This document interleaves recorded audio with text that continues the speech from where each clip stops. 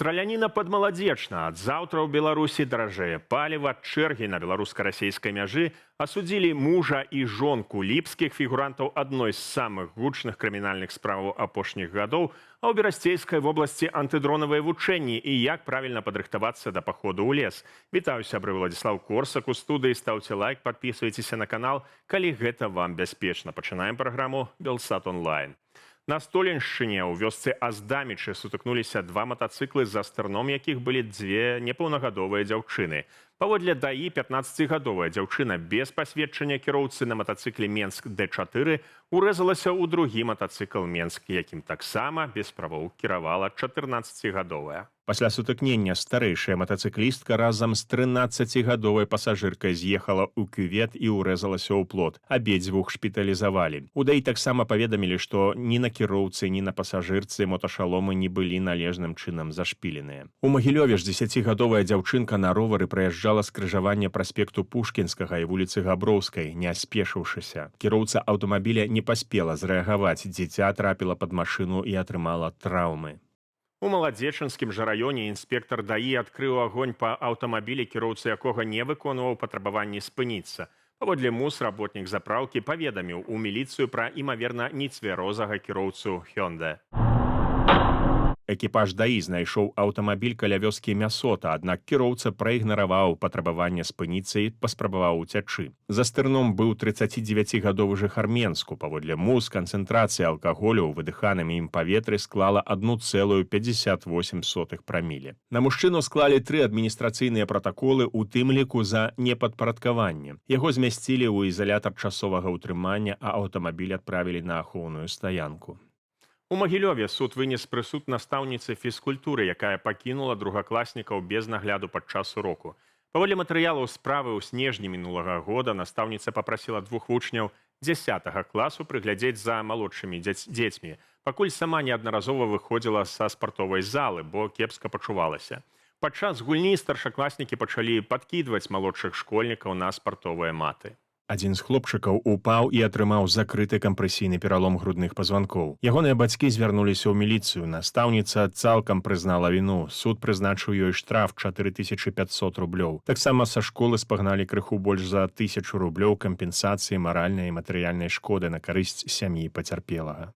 Менскі абласны суд вынес прысуд паводле адной з самых гучных крымінальных справаў апошніх гадоў, так званай справе Ліпскіх. Мужа і жонку Уладзіміра і Раісу Ліпскіх прызналі вінаватымі ў падрыхтоўцы забойстваў больш як 50 чалавек і незаконным абыходжанні са зброяй. Паводле матэрыялу следства, пасля асуджэння іхнага сына Александра ў 2018 годзе, бацькі склалі спіс з 52 чалавек, якім хацелі адпомсціць. Сярод патэнцыйных ахвяраў былі суседзі, суддзі, следчыя, медыкі ды іншыя людзі, датычныя да крымінальнай справы. Сын Ліпскіх пачаў рэалізоўваць гэты план. У 2021 годзе ён застрэліў 33-гадовую жыхарку Менску, потым хаваўся і сам быў забіты пры затрыманні ў жніўні 24-га. Суд прызначыў Уладзіміру Ліпскаму 24 гады пазбаўлення волі ў калоніі ўзмоцненага рэжыму, Раісе Ліпскай 22 гады ў калоніі агульнага рэжыму. Працэс праходзіў у закрытым рэжыме і доўжыўся больш за 4 месяцы. З сённяшняга дня і да 31 ліпеня новыя вучэнні тэрытарыяльнай абароны праходзяць у Маларыцкім і Драгічынскім раёнах Берасцейскай вобласці. Паводле Міністэрства абароны гэта планавыя мерапрыемствы. Падчас іх плануюць рыхтаваць вайсковаабавязаных, а таксама адпрацоўваюць фармаванне, рыхтаванне і ўжыванне атрадаў народнага апалчэння. Галоўны акцэнт робяць на абароне асабовага складу і аб'ектаў ад беспілотнікаў ва ўмовах ваеннага становішча. У генеральным штабе заяўлялі раней, што колькасць такіх вучэнняў і ўдзельнікаў будзе павялічвацца штогод. У чэрвені такія ж зборы тэрытарыяльнай абароны зладзілі ў Віцебскай вобласці. Палітычны аглядальнік Валер Карбалевіч мяркуе, што няспынныя вучэнні служаць найперш унутранай мабілізацыі і падтрымліваюць вобраз краіны як крэпасці ў аблозе, а не сведчаць пра падрыхтоўку Беларусі да вайны супраць Украіны. Пецярбургская біржа ўвяла ліміт на падаражэнне беларускага паліва. Кошт бензіну, дызелю і газы з нашай краіны можа вырасці за адзін дзень не больш як на 0,01%, паведамляюць расійскія агенцтвы. Для расійскага паліва такое ж правіла дзее ўжо некалькі месяцаў. Звычайна такія ліміты ўводзяць, каб пазбегчы рэзкага змянення кошту. Для беларускіх НПЗ гэта пагражае недаатрыманым прыбыткам. Дэфіцыт паліва ў Расіі правакуе рост цэнаў, і калі б не абмежаванне, нафтавыя заводы маглі б зарабіць больш грошай. Пры гэтым цэнавая столь можа пагражаць змяншэннем прапановы на біржы. Расія зазнала паліўны крызіс пасля ўдараў Украіны. У больш як 60 расійскіх рэгіёнах улучна з акупаванымі тэрыторыямі уведзеныя абмежаванні на продаж бензіну, на шмат якіх АЗС паліва наогул няма. На гэтым фоне пачалі з'яўляцца чэргі на беларуска-расійскай мяжы, прычым не толькі на галоўнай трасе М1, але і на мясцовых дарогах. Беларускія ўлады рэгулярна гавораць пра поспехі сістэмы аховы здароўя, будаванне новых лякарняў, укаранення сучасных тэхналогіяў, лічбавізацыю і развіццё экспарту медычных паслуг. Аднак незалежныя эксперты сцвярджаюць, што сістэма сутыкаецца з усё большымі праблемамі. Гэта вынікае з новага даследавання, падрыхтаванага пры ўдзеле незалежных медыкаў і фонду медычнай салідарнасці Беларусі. Беларусь сапраўды захоўвае шырокую сетку дзяржаўных медычных установаў і мае высокі ўзровень даступнасці базавай медычнай дапамогі. Аднак забяспечыць аднолькава сучаснае лячэнне па ўсёй краіне пры цяперашнім узроўні фінансавання робіцца ўсё цяжэй. У выніку высокатэхналагічная дапамога канцэнтруецца пераважна ў рэспубліканскіх і буйных абласных цэнтрах. Да таго ж у Беларусі выдаткоўваюць на ахову здароўя значна менш сродкаў на аднаго жыхара, чым у суседніх краінах еўразвязу.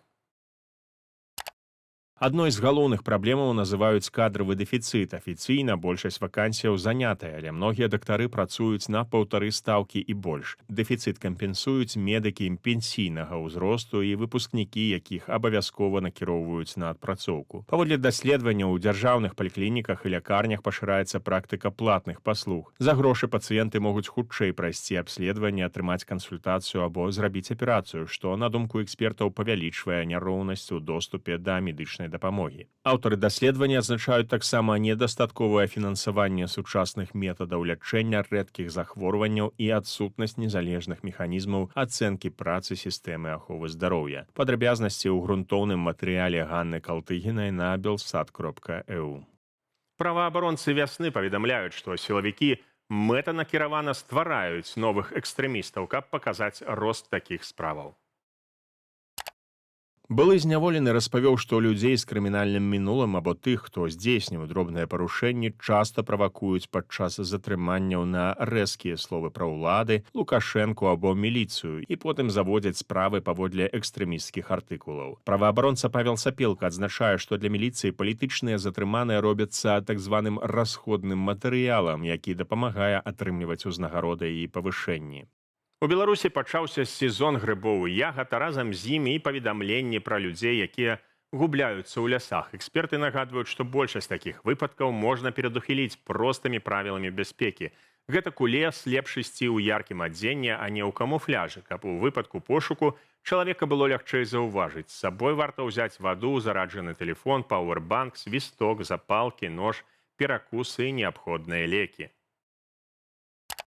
Перад выхадам паведаміце родным, куды накіроўваецеся, захавайце геалакацыю месца, адкуль пачынаеце маршрут і загадзя запампуйце офлайн-мапу. Калі ўсё ж заблудзілі, найперш спыніцеся і не панікуйце. Пры наяўнасці сувязі адразу тэлефануйце па нумары 112 і паведаміце сваё месца перабывання, апошнія арыенціры і стан здароўя. Калі сувязі няма, эксперты раяць рухацца ўздоўж дарог, прасек, лініяў электраперадачы або ўніз па плыні ручая. А калі надыходзіць ноч, варта не блукаць у цемры, а застацца на бяспечным сухім месцы і чакаць світанку. Падрабязны гайд на сайце Белсату. У Італіі на тэхналагічным фэсце «Мы робім будучыню» ў Балоніі запусцілі самы вялікі ў свеце папяровы самалёцік. Гігант пад назваю «Ікар» з размахам крылаў амаль 20 метраў праляцеў 59 метраў і трапіў у кнігу рэкордаў Гіннеса. Без каментара.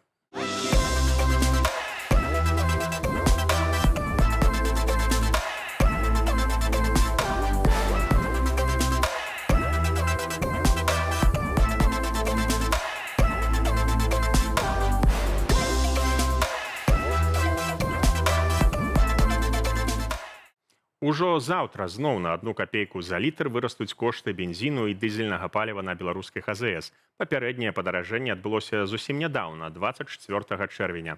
На гэтым развітаюся, стаўце лайки, подписывайтеся на канал. Гэта вельмі важна для прасоўвання аператыўных і незалежных навінаў. Беражыце сябе.